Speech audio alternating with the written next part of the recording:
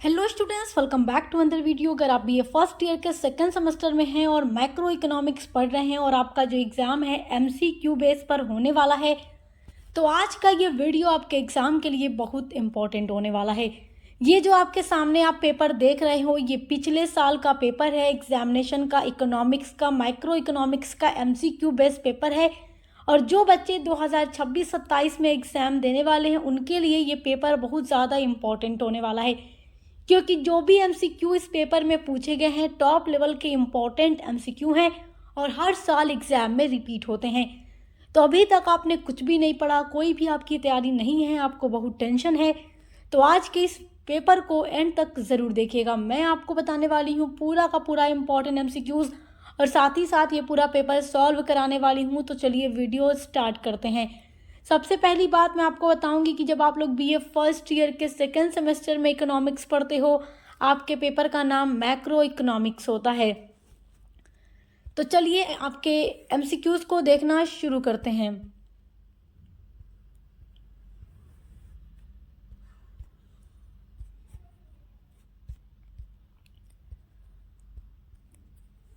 आपका पहला important MCQ है, एक तरफ देखिए जो क्वेश्चन इंग्लिश में दिया गया है वही इधर हिंदी में दिया गया है।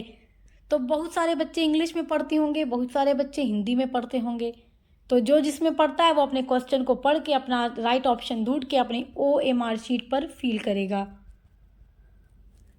किन्स के ब्याज सिद्धांत को क्या कहते हैं? तो किन्स के ब्याज सिद्धांत को कहते हैं ब्याज का तरलता पसंदगी सिद्धांत।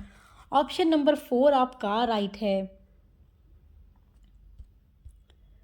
आपका अगला वेरी इंपॉर्टेंट क्वेश्चन है, देखिए लागत प्रेरित स्फीति होती है। तो लागत प्रेरित स्फीति क्या होती है? This is very important MCQ. जो लागत प्रेरित स्फीति होती है वो लागत बढ़ने से होती है। ऑप्शन नंबर आपका बी, ऑप्शन नंबर आपका 2 राइट है।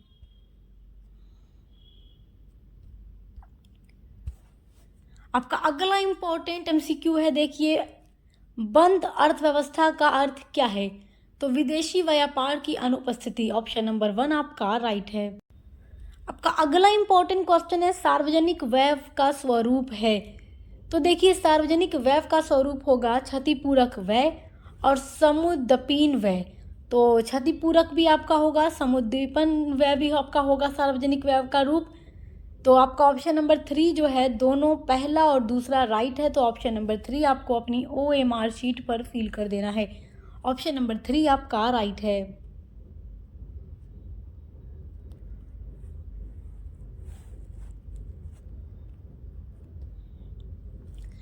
यदि कीमत दर दोगुनी हो जाती है तो पैसों की मांग मात्रा आधी हो जाती है। यानी कि कीमत दर अगर दोगुनी हो जाएगी तो पैसे की मांग की मात्रा आधी हो जाती है। ऑप्शन नंबर 1 आपका राइट है। अगला इंपॉर्टेंट आपका है गुणक की अवधारणा सर्वप्रथम किसने विकसित की? तो गुणक की अवधारणा सबसे पहले RF काहन ने क्या की विकसित की। ऑप्शन नंबर 4 आपका राइट है।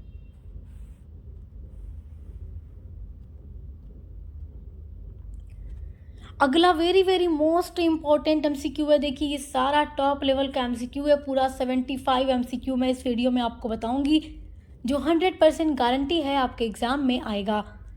मुद्रास्फीति अच्छी है, तो मुद्रास्फीति अच्छी किसके लिए है? व्यापारियों के लिए है। ऑप्शन नंबर 3 आपका राइट है। अगला इंपॉर्टेंट एमसीक्यू आपका है स्थिर विनिमय दर का निर्धारण कौन करता है? तो मौद्रिक अधिकारी करते हैं। ऑप्शन नंबर 4 आपका राइट है। अगला इंपॉर्टेंट क्वेश्चन आपका है, देखिए GNP और GDP में क्या अंतर है? तो शुद्ध विदेशी विनियोग का। ऑप्शन नंबर आपका 2 राइट है।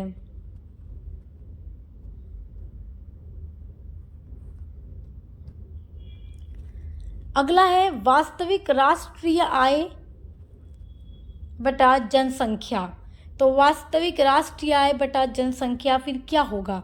तो प्रति व्यक्ति की वास्तविक आय पता चलेगी, यानी कि वास्तविक आय प्रति व्यक्ति की क्या है। ऑप्शन नंबर 3 आपका राइट है।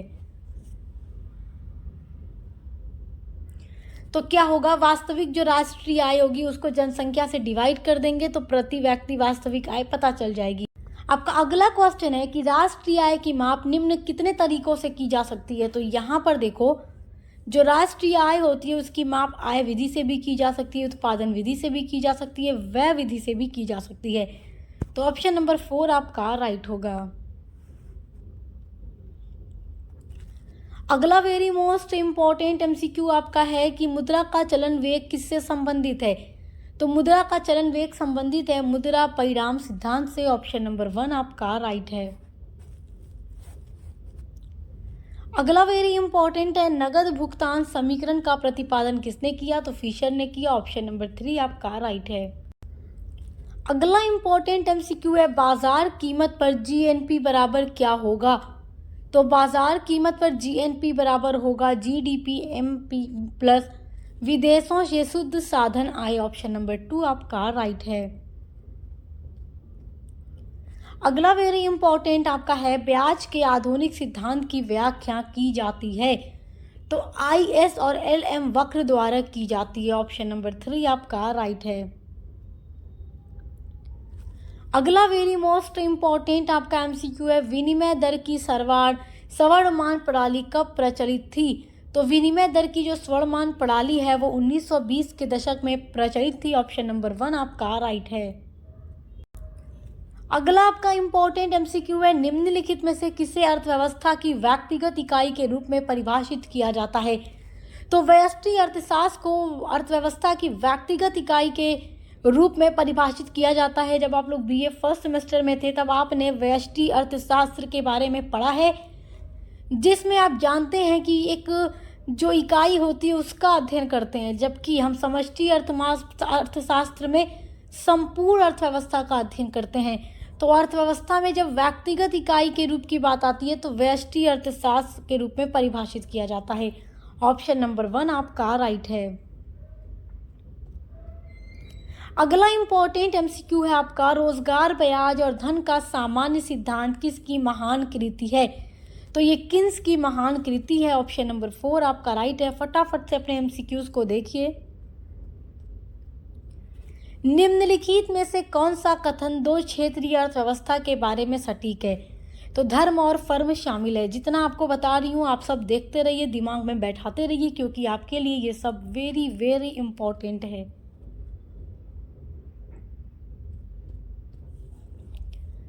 अगला इंपॉर्टेंट आपका है, दीर्घ काल में हम सभी मर जाएंगे। यह कथन किसका है। तो किन्स का है। ऑप्शन नंबर 2 आपका राइट है। अगला है, पूर्वी सदैव अपनी मांग स्वतः उत्पन्न करती है। यह कथन किसका है। तो ये कथन है जेबी से का। ऑप्शन 3 आपका राइट है। अगला है, से के बाजार नियम किससे संबंधित है। तो वस्तु बाजार से संबंधित है। ऑप्शन 1 आपका राइट है। अगला है, एक बंद अर्थव्यवस्था में सकल घरेलू उत्पाद में क्या शामिल होता है। तो C+I+G। ऑप्शन 2 आपका राइट है। अगला इंपॉर्टेंट है, भारतीय अर्थव्यवस्था का उदाहरण क्या है। तो ये मिश्रित अर्थव्यवस्था है, यानी कि पूंजीवादी और समाजवादी का मिश्रण। तो ऑप्शन नंबर 3 आपका राइट है। अगला इंपॉर्टेंट एमसीक्यू है, मैक्रो शब्द का प्रयोग सबसे पहले अर्थशास्त्र में किसके द्वारा किया गया। तो रेगनॉर फ्रिज के द्वारा किया गया। ऑप्शन नंबर 2 आपका राइट है। अगला है, समष्टि अर्थशास्त्र का संबंध किससे है। तो सकल समष्टि अर्थशास्त्र से है। ऑप्शन नंबर 3 आपका राइट है। अगला है, समष्टि अर्थशास्त्र के उपकरण क्या है। तो उपरोक्त सभी हैं, यानी कि मौद्रिक नीति भी है, राजकोषीय नीति भी है, विनिमय दर भी है, समष्टि अर्थशास्त्र का उपकरण। तो ऑप्शन नंबर 4 उपरोक्त सभी आपका राइट है।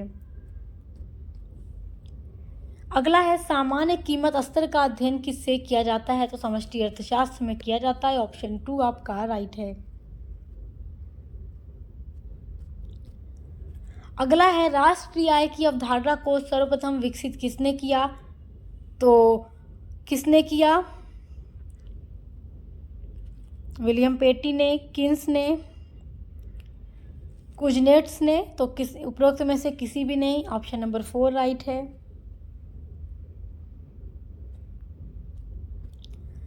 अगला है राष्ट्रीय लेखा को प्रस्तुत किया जाता है तो सामाजिक लेखांकन सारणी द्वारा किया जाता है, ऑप्शन 1 आपका राइट है। अगला है आधुनिक अर्थशास्त्र के पिता कौन है, तो एडम स्मिथ है। This is very very most important MCQ. ये भी आपके लिए बहुत इंपॉर्टेंट है कि जीडीपी का योग क्या है, तो जीडीपी का योग होगा शुद्ध राष्ट्रीय उत्पाद, प्रयोज्य आय और सकल राष्ट्रीय उत्पाद, और दूसरा है निवेश, मजदूरी, लाभ और मध्यवर्ती उत्पादन। तो ये दोनों ही क्या हैं, जीडीपी का योग है। तो ऑप्शन नंबर 3, ऑप्शन 2 यानी कि ऑप्शन 1, ऑप्शन 2 दोनों आपका राइट है, इसलिए ऑप्शन नंबर 3 आपका सही हो जाएगा। अगला है कुल योग का बाजार मूल्य का योग सकल घरेलू उत्पाद होगा, तो अंतिम वस्तु एवं सेवा, ऑप्शन नंबर 2 आपका राइट है। अगला वेरी मोस्ट इम्पॉर्टेंट आपके लिए है राष्ट्रीय आय मापने की कितनी विधियों का प्रयोग किया जाता है, तो 3 विधियों का प्रयोग किया जाता है, ऑप्शन नंबर 3 आपका राइट है। अगला है समष्टि अर्थशास्त्र में क्या अध्ययन नहीं किया जाता, तो रोजगार सिद्धांत का अध्ययन नहीं किया जाता, बाकी इन तीनों चीज़ों का अध्ययन किया जाता है।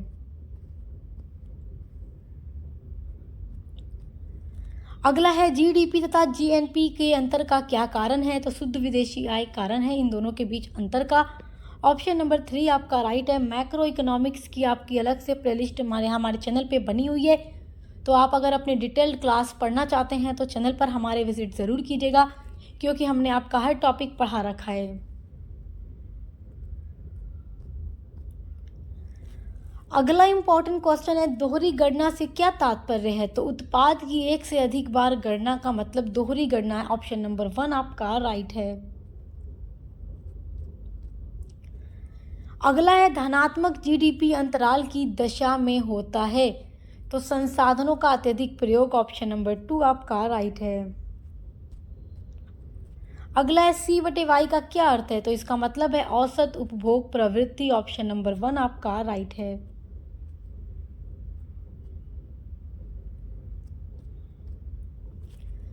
अगला है यदि सीमांत उपभोग प्रवृत्ति 0 है तो गुणक का मूल्य क्या होगा, तो 1 होगा, ऑप्शन नंबर 2 आपका राइट है।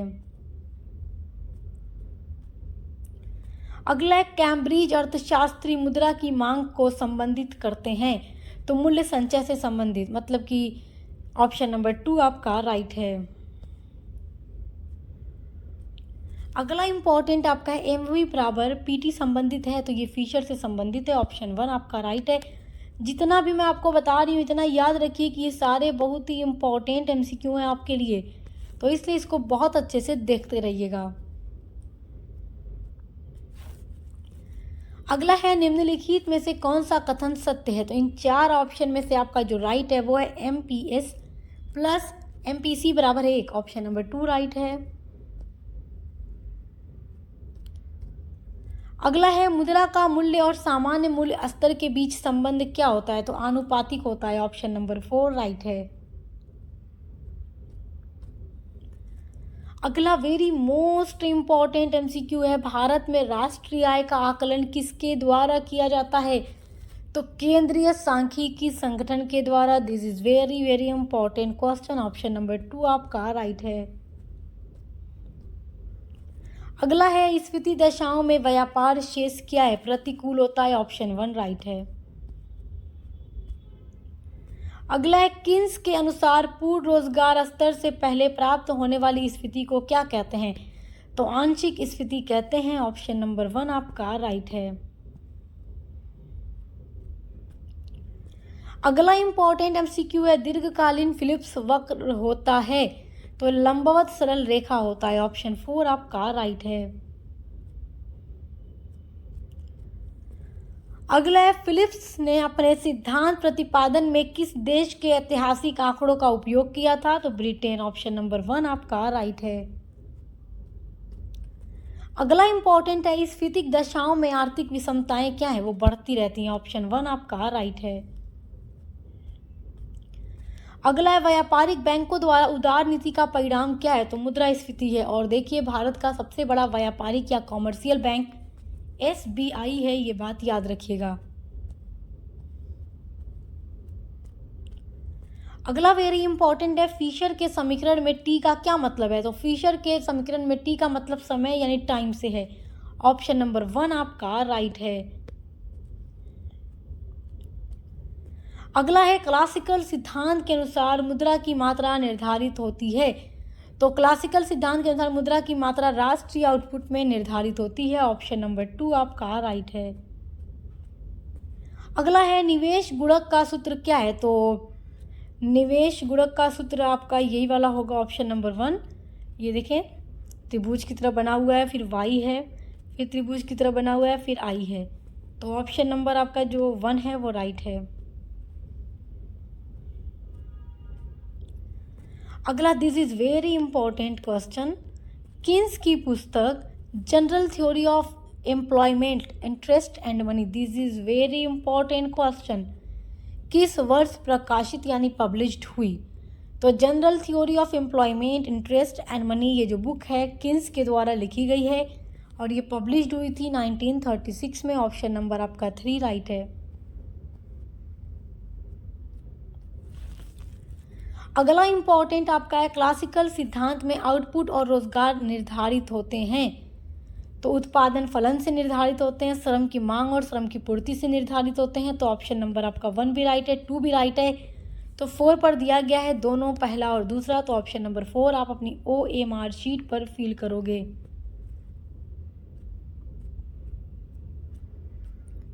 अगला है, जब कीमत अत्यधिक दर से बढ़ती है तो उसे क्या कहते हैं। जब कीमत बहुत ज़्यादा बढ़ती है तो उसको मुद्रास्फीति कहते हैं। ऑप्शन 4 आपका राइट है। अगला, this is very very most important, मुद्रास्फीति हमेशा और हर जगह एक मौद्रिक घटना है, ये कथन किसका है। तो फ्रीडमैन का है। ऑप्शन नंबर 1 आपका राइट है। अगला है, मुद्रा का बहुत अधिक प्रवाह है। तो मुद्रास्फीति में, व्यापार चक्र में और ब्याज दर में भी। ऑप्शन नंबर 4 आपका उपरोक्त सभी राइट होगा। अगला है, घरेलू राष्ट्रीय आय का दूसरा नाम क्या है। तो GDP-FC। ऑप्शन 3 आपका राइट है। मंदी के दौर में क्या होता है, कुल उत्पादन गिरता होता है। ऑप्शन नंबर 1 आपका राइट है। ये सारा आपका बहुत ज़्यादा इंपॉर्टेंट MCQ है। अगला है, किन्सियन मनोवैज्ञानिक उपभोग फलन में APC और MPC का क्या संबंध है। तो MPC APC, ये वाला आपका राइट है। Option number 3। अगला, मुद्रास्फीति का अध्ययन एक हिस्सा है। तो समष्टि अर्थशास्त्र का हिस्सा है। ऑप्शन नंबर 1 आपका राइट है। मुद्रास्फीति का अध्ययन एक समष्टि अर्थशास्त्र का ही हिस्सा होगा, पार्ट होगा। तो ऑप्शन 2 राइट है। अगला इंपॉर्टेंट है, किस प्रकार की अर्थव्यवस्था में घरेलू आय राष्ट्रीय आय के बराबर होती है। तो बंद अर्थव्यवस्था में। ऑप्शन नंबर 2 आपका राइट है। अगला है, भारत में वैज्ञानिक आधार पर राष्ट्रीय आय सर्वप्रथम गणना किस वर्ष की गई।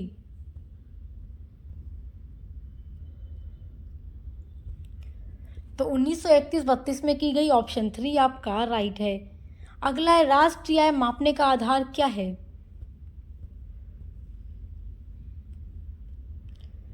तो वर्ष 2011-12। तो राष्ट्रीय आय मापने का आधार वर्ष 2011-12। ऑप्शन नंबर 2 राइट है। अगला है, निम्नलिखित में कौन सा GDP के अंतर्गत आता है। तो परामर्श सेवाएं आती हैं। ऑप्शन 4 आपका राइट है।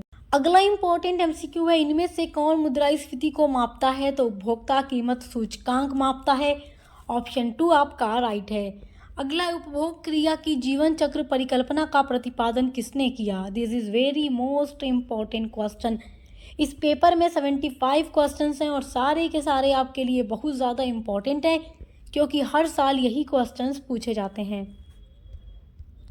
तो उपभोग क्रिया का जीवन चक्र की परिकल्पना का प्रतिपादन मेदिगलियानी ने किया। ऑप्शन 3 आपका राइट है। अगला है, NNP का मतलब क्या है। तो GDP माइनस मूल्यह्रास। ऑप्शन नंबर 3 आपका राइट है। अगला इंपॉर्टेंट आपका है, बाजार कीमत तथा साधन लागत धारणाओं में अंतर का कारण क्या है। तो अप्रत्यक्ष कर यानी इनडायरेक्ट टैक्सेस हैं। ऑप्शन 2 आपका राइट है।